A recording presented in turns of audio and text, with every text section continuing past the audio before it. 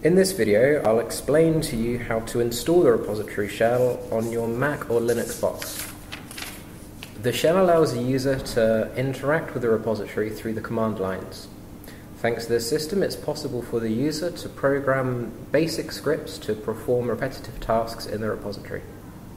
The shell also simulates the sensation of having the repository locally accessible. And thanks to this, users can interact with local files and remote files at the same time using the same Xterm or shell. First of all, we must have installed a Java virtual machine. So know if you have the Java virtual machine installed, just execute in a shell Java. And a help screen should appear. If nothing appears or the shell answers command not found, please contact your IT department and ask for an installation of the Java virtual machine in your PC. We must also contact Scipio at iciq.s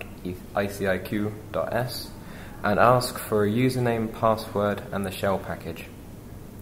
The IT personnel will send you a username and a password plus 2 attached files.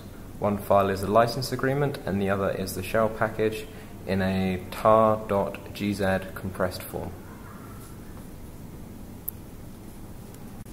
Once you have received the mentioned mail, carefully read the license agreement and download the shell package.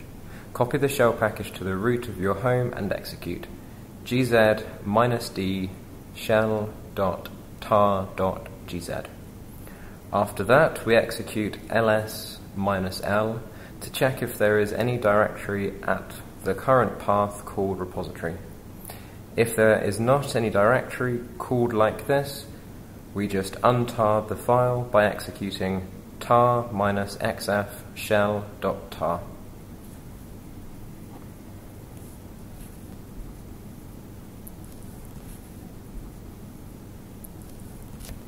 As you can see, a directory called repository has been created, and in it there are all the necessary files to use the shell. Now, from the root of your home, execute the following command. This command will add your .bashrc, some environment variables that you must set up with the right values.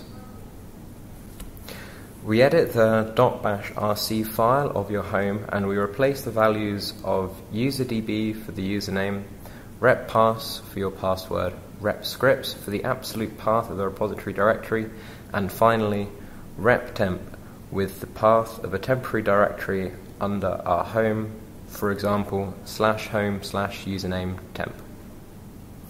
Rep hostname, rep port, rep app name, and cert file must have the default values if the IT department doesn't send you other values.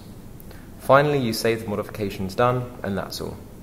Please open a new shell or execute .bashrc if you want to start using the shell immediately. To learn how to use the basic functions of the shell, please watch the next video.